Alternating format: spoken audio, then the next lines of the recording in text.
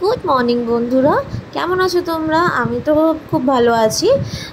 Blogging by নিবেদিতাতে তোমাদের স্বাগতম। আজকে আমি বিছানার চাদরটা চেঞ্জ করব। তো অলমোস্ট দেখছো পুরো চেঞ্জ করেছি। আজকে আমার ছেলের ভ্যাকসিন আছে, তো আমি বিছানার চাদরগুলো গুছিয়ে নিয়ে ভ্যাকসিন ও দিতে গেছে, তার জন্য ওর বাবা নিয়ে গেছে। তো আমি বিছানার চাদরগুলো গুছিয়ে নিয়ে একটু ফ্রেশ হয়ে গেলাম, মানে চেঞ্জ করলাম। চেঞ্জ করে ফ্রেশ হয়ে আমি এবার বাসি কাজ সেরে এবার আমি রান্নাঘরের দিকে যাব।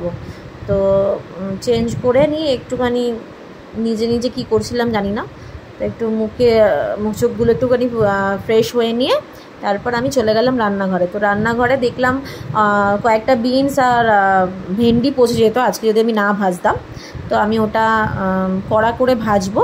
এদিকে আবার আমার ছেলের দেখলাম চিৎকার করছে, তো আমি ওখানে ফোনে ওকে কার্টুন চালিয়ে দিয়ে আবার ভেন্ডির এখানে আসলাম। এসে দেখছি ভেন্ডিটা অলমোস্ট না একটু বাকি আছে ভাজতে। তো একটু ভাজার পর আমি এটাকে নামিয়ে নেব। তো নামিয়ে নিয়ে এবার কড়াইতে তেল দিলাম। তেল দিয়ে আমি একটা ঝিঙের আজকে রেসিপি তৈরি করব। আমি জানি না এটাকে কি বলবো, আমি পোস্ত ঠিক তো নয়, তো তোমরাই বলো এটাকে কি নাম দেওয়া যায়, আমাকে কমেন্টে অবশ্যই জানিও। তো আমি তেলের মধ্যে গরম তেলে কালো জিরে কাঁচা লঙ্কা চিড়ে দিয়েছিলাম, এটা ফোড়ন দিলাম। ফোড়ন দিয়ে এবার আমি ঝিঙেগুলোকে দিয়ে দেবো। ঝিঙেগুলোকে দিয়ে ঝিঙেগুলো প্রথমে কেটে নিয়েছিলাম পরিষ্কার করে, তারপর কেটে নিয়ে আমি ঝিঙেগুলোকে কালো জিরে আর কাঁচা লঙ্কা ফোড়ন দিয়ে ঝিঙেগুলোকে দিয়ে নাড়াচাড়া করব। আমি ভালো করে নাড়াচাড়া করে নিতে হবে। তো ভালো করে নাড়াচাড়া করে এখানে ঝিঙে থেকে এক্সট্রা জল বেরোবে। তো জলটা এমন আমি খুব ভাজবো না লাল করে, এটা একটু মানে এরকম টাইপেরই হবে। তো আমি এটা দেখতে পাচ্ছি অনেকটাই জল বেরিয়ে গেছে।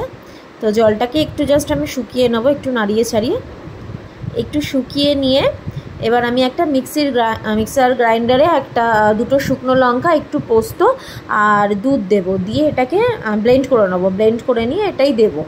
তো এটাকে ব্লেন্ড করে নেওয়ার পর ঝিঙে থেকে দেখো অনেকটাই জল শুকিয়ে তেল চলে এসছে। এবার এই পর্যায়ে আমি এটাকে দিয়ে দেবো।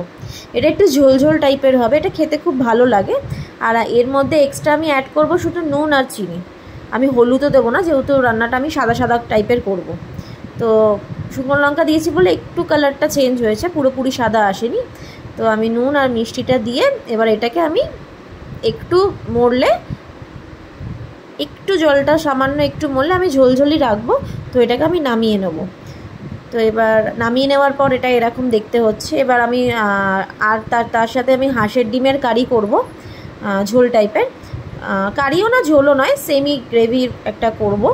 তো এর সাথে আমি এবার আলুগুলোকে ভেজে নিলাম, পেঁয়াজগুলোকে ভালো করে ভেজে নিচ্ছি। পেঁয়াজ দিয়ে জিরে ফোড়ন দিয়েছিলাম, দিয়ে আলু দিয়ে তারপর পেঁয়াজ দিয়ে পেঁয়াজটা লাল করে ভেজে নিয়ে এবার আমি মিক্সিতে একটা পেস্ট বানিয়েছিলাম কাঁচা লঙ্কা, টমেটো আর আদা দিয়ে।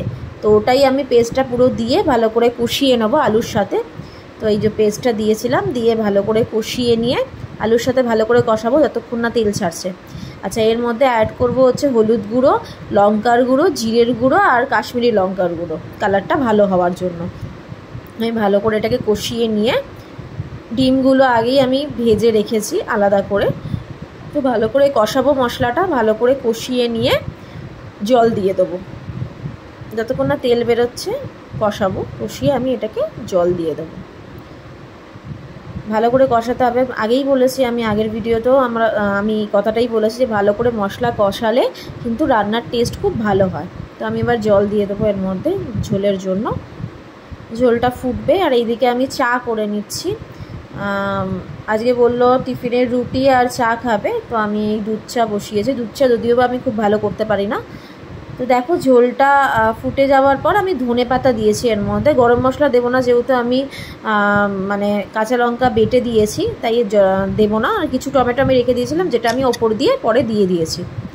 তো ডিম দিয়ে ভালো করে ফুটিয়ে নেবো ঝোলটা। তো ঝোলটা ফুটে এসছে, অনেকটাই ঝোলটা মরে গেছে। তো আমি এই পর্যায়ে নামিয়ে নেবো, আমার ডিমের ঝোল কমপ্লিট। তো এবার স্নান টান করে নিয়ে আমি পুজো দিচ্ছি। এর মধ্যে আমি ফ্রেশ হয়ে গেছি, গ্যাস ট্যাস মুছে নিয়ে আমি ফ্রেশ হয়ে গেছি। ফ্রেশ হয়ে আমি ঠাকুরকে পুজো দিলাম। পুজো দিয়ে এবার ছেলে চিৎকার করছিল, তো ছেলেকে অ্যাট লাস্ট ঘুম পাড়িয়ে। তো আজকের ভিডিওটা এইটুকানিই ছিল। চলো টাটা, বাই বাই সবাই।